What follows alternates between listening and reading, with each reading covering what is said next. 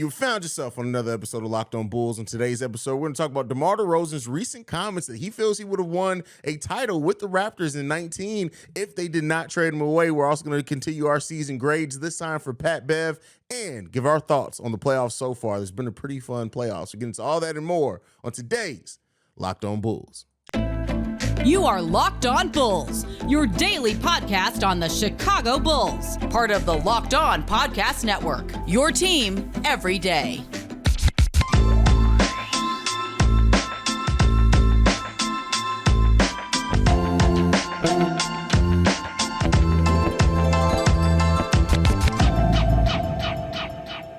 Thank you for tuning in to Locked On Bulls, member of the Locked On Podcast Network, where it's your team every day. Today's episode is brought to you by PrizePicks. First-time users can receive a 100% instant deposit match up to $100 with promo code Locked On. That's PrizePicks.com, promo code Locked On. That's Pat the Designer, host and creator of the Windy City Breeze and host of the Chicago Bears podcast over at ESPN 1000. I'm Haize, host and creator of Chicago Bulls and Chicago Bears Central.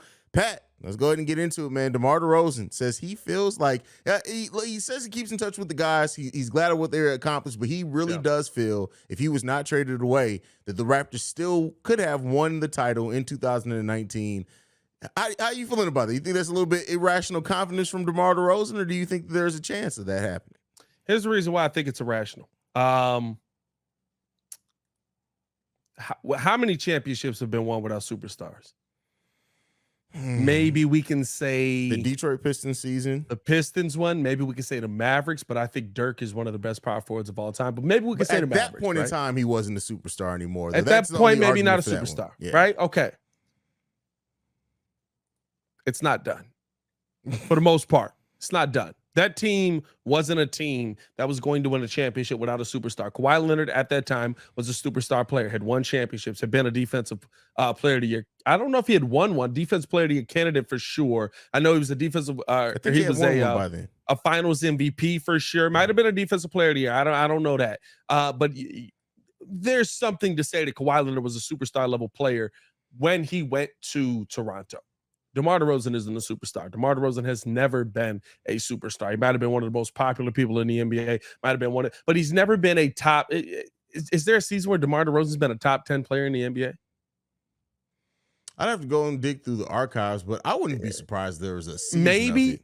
Maybe we find one, maybe we don't. I'm not saying that it's impossible to say that but like when you're talking about the best of the best, you don't think of DeMar DeRozan. It's not a slight to DeMar either. It's just about the players that win championships going back historically. You're talking about one player on that team that is literally arguably the best player in the NBA or the second best player in the NBA. Maybe you can talk about the third best player in the NBA, but you usually, like, at no point are we going to say DeMar DeRozan was ever top 5 in this league.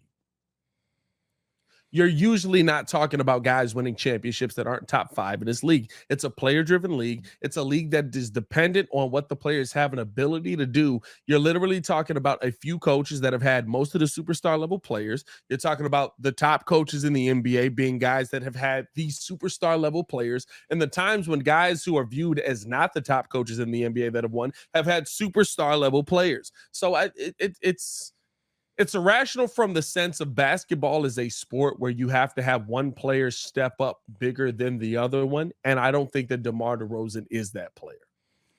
Yeah, I mean, DeMar DeRozan, he's top 35 all-time scoring for a reason. But I also think you look at that. I think I'll give this. I won't say that they'll win the title, but I do think that there was a chance of the Raptors maybe making it to the finals that season. The reason why might get there, LeBron in the division anymore. I think the LeBron moving out of that Eastern Conference totally is what could definitely help that. Have a chance of that happening. But to me, I'll give it a chance that the Raptors maybe make the finals, but again, they added a player that was better than Kawhi Leonard, and during that playoff run, Kawhi Leonard averaged taking 6 3-pointers a game and hitting that at almost a 40% clip. DeMar DeRozan wasn't doing that. And I think we can kind of overlook just how much adding a two-way player that also is going to shoot some threes and how much it really did open up that offense. And that's why the Toronto Raptors offense looked a little bit better. That's why Pascal Siakam as well had the playoff run that he had during that time. So, I love DeMar's confidence. And like I said, I'll give them, hey, maybe you make the finals, but I'm not giving them that they wouldn't have won a title with DeMar being there. I mean, we also, if you're giving them the finals, right, then it's saying that you don't believe that DeMar could have beat the Stephen Curry Warriors, right? Like KD was hurt. Klay Thompson ends up getting hurt again, right? So, like, now you're talking about a team that didn't have two of its major pieces there. Can they beat just that team? Yes. With just Stephen Curry and with Draymond Green. I'm still giving the war. And the reason why. So I just said Kawhi Leonard averaged 6 3-pointers a game and hitting that at a 40% clip. DeMar DeRozan, that same playoffs, because the San Antonio Spurs didn't make the playoffs that year, 0.1 3-points attempted per game. That's a lot easier to defend. It's a lot easier to defend, but we also got to act like we can't act like DeMar hasn't put up 50 off of 2-pointers. This is true. But you know what I mean? So it's like in the regular season, he's never done it in the playoffs. Well, he's never made a finals, right? So like if we're saying that he gets to the finals, my point is that I don't know if I can say that he's not going to be able to win versus the adversity that hit the Warriors that season. I don't know if he gets to the NBA finals that season though. I just feel like I think that the road would have opened up a lot more. But it's still a superstar level player that it takes to overcome, right? We saw Stephen Curry when he was by himself look like, oh my God, nobody can stop this guy. And he's basically continued that since then. I think that the biggest difference that would have been played out in that series is that Kawhi Leonard is such a defensive style of player that he impacts the floor on both ends. We know DeMar. DeMar's not impacting the floor on both ends no matter what's going on. Yeah, I mean, I think that at times he can. Maybe in the finals he elevates his game to that level, but I don't see it. I don't see a situation where the Raptors even get to the finals, in my opinion. That playoffs, the Raptors faced the Magic round 1. They could definitely beat the Magic. They could have beat them, yes. They faced the Sixers Sixers in round 2. In that series, I don't think they get past that. Yeah, and then Jimmy Butler and Joel Embiid probably get to an ECF that year. And then the Milwaukee Bucks in the Eastern Conference Final, they end up winning that series 4-2. Yeah, I may have to walk that back. Maybe you can beat the Bucks, right? I think the Bucks is the team that you could beat because the Bucks weren't ready for the winning that had to take place, right? They were still a young team trying to figure it out at that point. But I don't think you get past Jimmy Butler. I don't think you get past that Philly team. Yeah, I mean, there's a lot to be said there, too, because you have a great two-way player in Jimmy Butler playing there that probably would have been guarding DeMar DeRozan. So, yeah. And listen, it took a game winner in Game 7, a fall away, one-legged, leaning to the right, to the right. As he comes down, he's squatting down, looking at it from out of bounds. Ball hits every part of the rim and then falls in to win the game. That's what it took to beat Jimmy Butler. Yeah, I mean, I can see DeMar hitting that shot.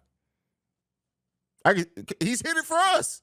What are you talking about? DeMar's hit that exact same shot for us 2 nights back to back. The same exact shot. That was 2 seasons ago. What have you done for me lately? I'm not gonna say I can't see him hitting that shot. I don't know if he hits enough shots to get us in that position. That's true. That's I could definitely get that. Or them in that position. It's not us. We're not Locked On Raptors out here. Yeah, shout out Sion Woodley. But I don't see DeMar DeRozan beating. And I think the thing is, right, like it's about how Kawhi Leonard elevated that team, right? Like OG Anunoby, Chris Bouchard, Marc Gasol all of a sudden is on that team playing out of his mind, right? Like I don't know about out of his mind. Maybe I took that a little far, but being a contributor, Serge Ibaka had a really nice season that year. You know what I mean? I forgot Jeremy Lin got a ring on that team. I'm not. Wait, Jeremy Lin was on that team? Jeremy Lin was on that team. I think he came in at the end of the season acquisition. Wow. I mean, hey, I had no recollection. Jody Meeks on that team. That's Greg Monroe on that team. Hey, now I'm just going through all the players that you didn't believe were on that team. Wait, Greg Monroe was on? Hold on, I'm looking at it now. So, of course, Christmas Shar, Danny Green was on that team? Danny Green on that team got a ring out here. Shout out Danny Green. I don't know if any of these must played enough games, though. I'm not going to lie. I'm not looking at their games. That's hilarious. DeLon Wright was on DeLon Wright on that team. Ring gang out here. Shout out to all the people that Kawhi Leonard got rings out here. Wow. Hey, shout out to that Kyle team. Lowry on that team. Oh, wait. No, never mind. Hey, that was pre-BBL Kyle Lowry, so it was a little bit different. Yeah, but the game was still cheeks. Anyway, hey. All right, next up, man, we're going to continue our season and player grades because Pat out here wilding, y'all. But before we get into that, we got to talk to you guys bar about, if you really think about it. But anyway.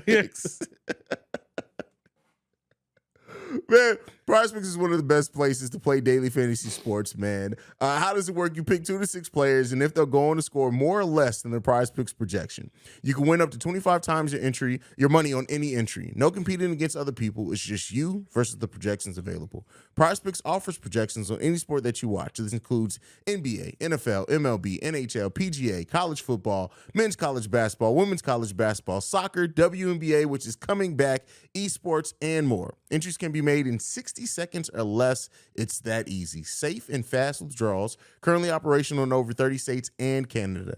Download the PrizePicks apps or go to prizepicks.com to sign up and play daily fantasy sports. First-time users can receive a 100% instant deposit match up to $100 with promo code Locked On. If you deposit $100, PrizePicks will give you $100. If you deposit $50, PrizePicks will give you $50. Don't forget to enter promo code Locked On at sign up for instant deposit match up to $100.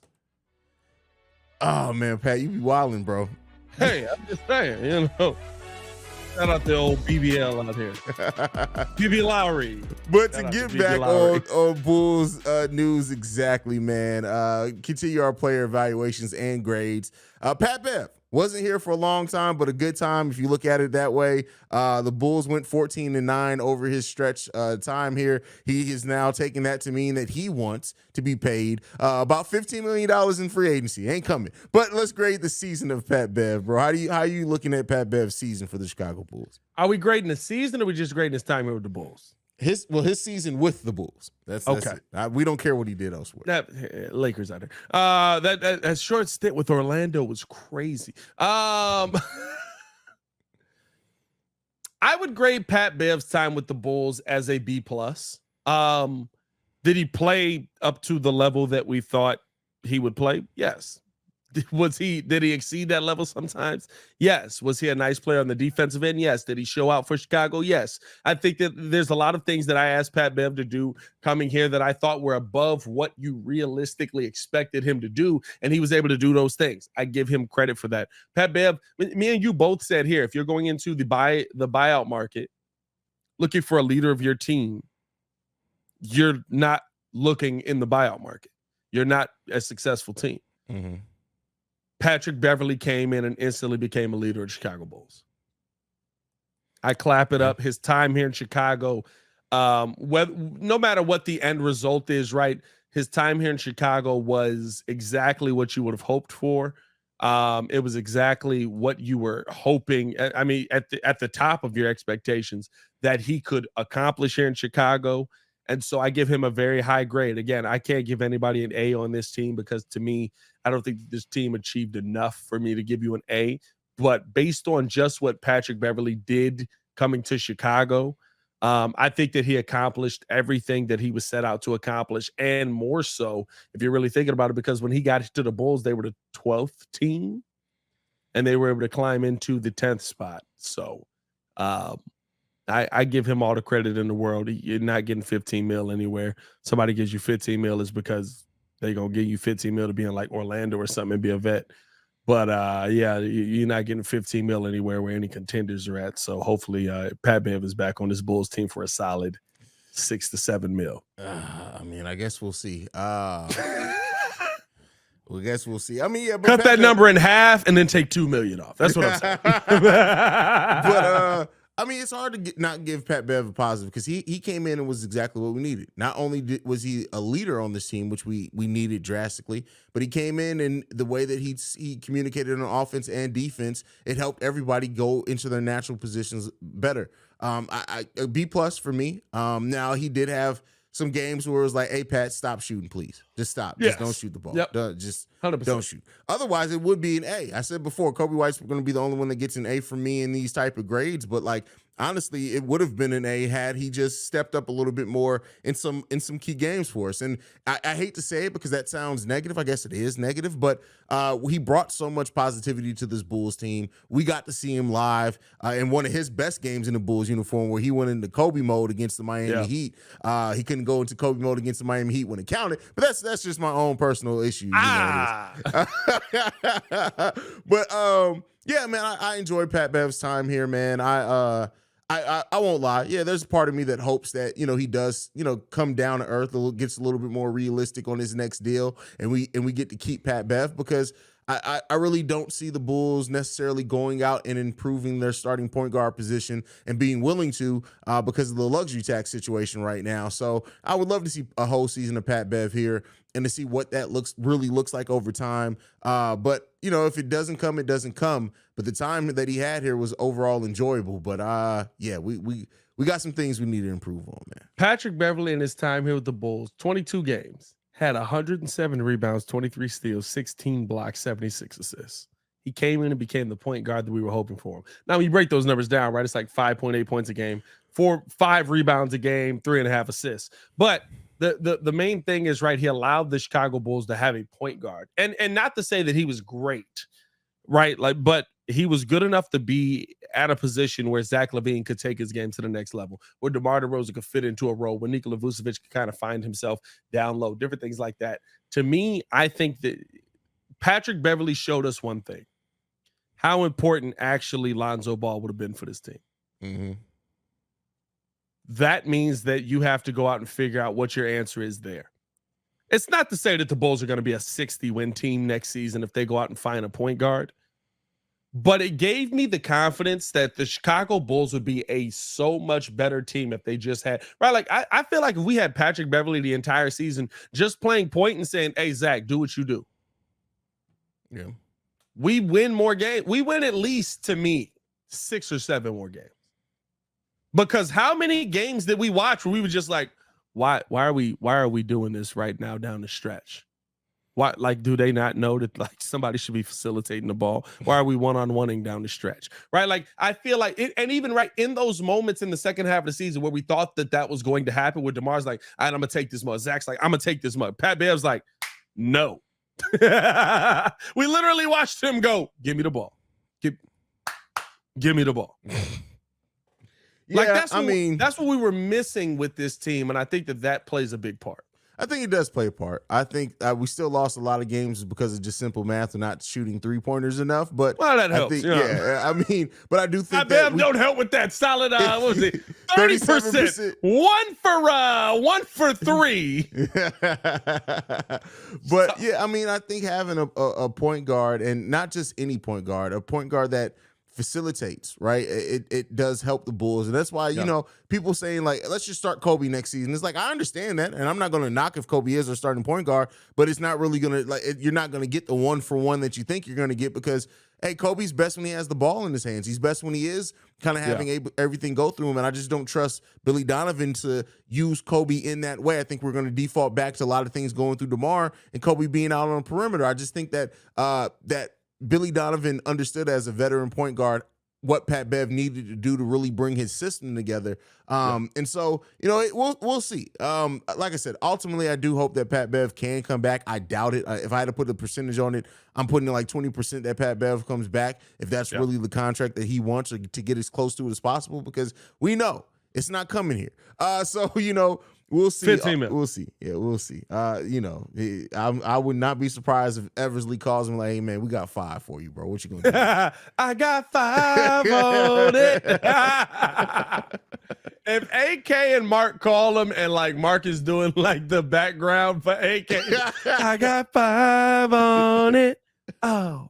We got 5. 5. Take the 5. Take the 5. Your family can. We got $5 million for you in tickets for your whole family every single game. And tickets, bro. Your moms can come to every single game. The best we can do for you. We're not even paying you money. Like, you got to pay us to play here. You owe Chicago money for your 3-point because that is the deal that Jerry Reinsdorf would try to get off of. Hey, listen, you already know what's going on with Jerry out here, man. I'm just telling you, you know, I enjoy a good soup, and sometimes I look around and I say, hey, we can win. Jerry be tripping. But all right, man, let's move on. Get into the next topic. The last place is great. So, Pat, man, how you been feeling? Where's the music? All right, there we go. So I was about to say, you can't transition into a new segment without music. What's going on here, man? But with that said, Pat, let's talk about the playoffs generally, man. We don't get to talk a lot of general basketball here as we would like. We try to link everything back to how it reflects the Bulls. And so just so we can keep that quota going, this is how it reflects the Bulls. The Bulls suck. Now, with that being said, boom! How have you been feeling about the playoffs so far, Pat? I love what we're seeing in the playoffs. I mean, listen, we're seeing it, as much as it irks my soul, right? We're seeing basketball become somewhat like baseball, where the underdog story kind of works, right? The one-game play-in team finding their way to be competitive. I love what we're seeing from the Lakers. I love the fight that we're seeing. I don't know if they're going to win the series. I still got the Warriors winning this mug in like 6. But I do think that it's really good to see how competitive the Lakers are being versus this Warriors team. I think that we're heading towards a Western Conference. I'll tell you this, it would be insane, right? If all of a sudden we're not just talking about a play-in team. What the Lakers playing? Lakers playing right there with the 17. We're talking about not just talking about a play-in team making a Western Conference Finals, but if they get to Denver, I don't know if Denver can beat the Lakers. I'm not gonna lie to you. So you might be talking about a play-in team making the NBA Finals, which all of a sudden is going to get every Bulls fan hope across America, right? Like, if we're just 10, maybe we can make a Lakers run. But it's not happening. But we don't have LeBron, but no AD. But I think that the thing is, at the end of the day, right? Like, I love the fact that the NBA product that is being put on the court is not a product that I'm looking at and I'm just like, wow, this is being run by the referees, even though the Lakers maybe a little bit. 15 free throws to 6 is crazy. You still it's not why they lost the game. But I think we may have the first time where every semifinal goes to Game 7. I can see all 4 of these series going to Game 7. I could see, I could see all 6. I'm not trusting the New York. Julius Randle forgot to play basketball in the playoffs. The old Knickerbockers, you really got to watch them. I said Knickerbockers, by the way. No Oakland Athletics over here, my boy. I'm gonna tell you this right now. What the heck's going on out in Oakland, bro? Like, bro. Of all the cities for you to mess up in, Oakland, dog. Oakland. Did you make it to the car? Are you okay? Blink twice if you are okay. We need to know. Oakland is crazy. That was wild. But anyway, yeah, I don't know about the old Knickerbockers, but I'm big on the. I think that the Philly series will go 7. I don't know if the Warriors series will go 7. I don't know if AD shows up enough. AD show up like AD show up like that chick that you really want to be with, but like she got another dude. You know what I mean? Like she show up when she want to. That's how AD show up. You know what I'm saying? Like, yeah, like I'm just saying. The late night hype thing, is that what you're saying? That's what she want to. Yeah, I mean? Like, that's how AD show up. Hey, it's AD every other game he's on, man. That just is what it is. Hey, man, like I said. Hey, man. But I mean, too, the Warriors got to get like you're the reigning NBA champions. The way that the Warriors let the Lakers get in their head in that Game 3, bro, that's unacceptable, man. You saw technicals, you saw flagrants, you saw take fouls, all in like a 4-minute stretch, and it was like, oh yeah, this is over. Once Draymond got that 5th foul halfway through the 3rd quarter, it was like, man, listen, I don't know if they're gonna be able to execute well enough to avoid this. So here's the one thing I'll say though: they always bounce back. They do until they don't. Until they don't, right? Yeah. Until that's the main thing. Until they don't, maybe we'll be having that conversation this year. But the Warriors always are like I feel like we've had this conversation every single year. outside of like Steph being hurt, Draymond being hurt, Clay being hurt, KD being hurt, right? Like I feel like it's always just been like, oh, they got in the Warriors' heads. What happened? Oh, they won the finals too. You know what I mean? Like, oh, okay, I bet. Yeah, I mean, Steph is the pettiest player in the NBA, so don't be surprised he's gonna come. Oh, Steph is absolutely the petty. Like if a team beats Steph comes out the next game. I'm sure he's at least not a 90 win percentage on revenge games, bro. At least. LeBron dropped the Jay-Z bar after he beat Dylan Brooks. Bro, like we don't even know. We already know LeBron didn't actually listen to that song. Somebody literally told him that as he was on his way out there. Like, hey, what LeBron did up in the whip, bro? He's like, speaking of rappers, bro, did you see the stuff with Freddie Gibbs this weekend? Not what Freddie Gibbs do. Oh, I did see that. Yeah, I did see that. Yeah. Hey. We gonna leave it alone. If you know, you know. We can't. There was no way to transition into that. I was like, yeah, we can talk. Nah, we can't talk about that. No, we can't talk about that. Relax, Freddie. That's all we're gonna say. Yeah, Freddie out here wilding, bro. That's all we can say. Is Freddie out here wilding, bro. Shout out to that Conway album that dropped this weekend. That's all we're gonna say on that. Yeah, that's all. Yeah. Just leave it there because Freddie Armani White too. Armani White with the bars out here. Shout out to him. Yeah, I mean, first of all, anyway. Freddie from Gary, bro. Like it didn't surprise me that much to hear that. Like it was like, hey, you from Gary, fam. I'm like, all right, cool. Where he from? Same place as Michael Jackson. All right. With that said, I think it's time to go ahead and get ready to transition up off this mug. Last thing before we leave, as of right now, what teams do you see advancing to the Eastern and Western Conference Finals? Your picks right now. Western, I feel like right now I still got Golden State. Okay.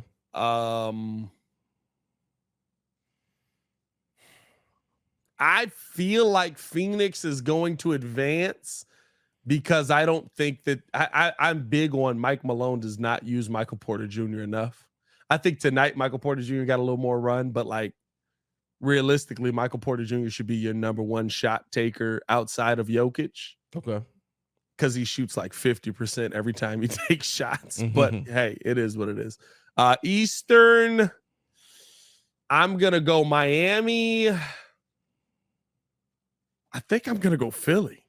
I'm going to go Miami, Philly right now. Okay. Right now. I think Doc gets them back to an ECF and then they eventually lose. Okay.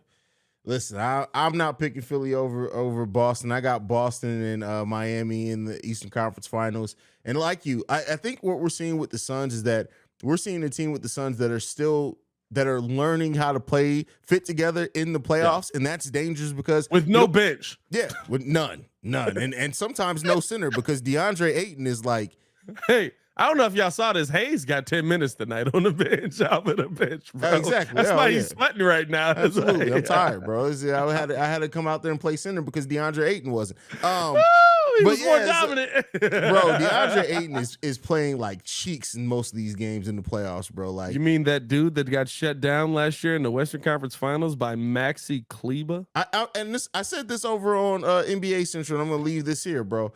Like DeAndre, much better way more consistent defensively. I'll give him that.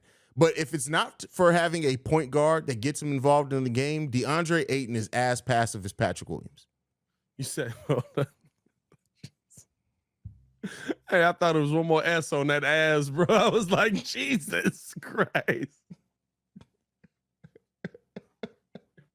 Anyway, so I'm picking the Phoenix Suns and Golden State Warriors in the Western Conference Finals, man. We'll see how it shakes out. Man, let's get up out of here, Pat, because we've been dangerously close to getting canceled a couple of times. Let's get up out of here, brother. You held that ass a long time, bro. I was thinking, bro. I was thinking. As. Follow us on everything at Locked On Bulls. You can follow me on everything at Pat the Designer. Shout out to BB Lowry. You guys can follow me at CEO. Still in the playoffs, by the way. Like, what is going on? Is he though? You can follow me at CEO. Man, been out the playoffs since the first round. That's CEO Haize. Thank you for tuning in to Making Locked On Bulls your first listen every day. Check us out tomorrow as we're going to keep bringing that daily content every single day, even during the offseason. For Pat the Designer, I'm Haize. This has been Locked On Bulls. We out this mug. Peace. Peace, y'all.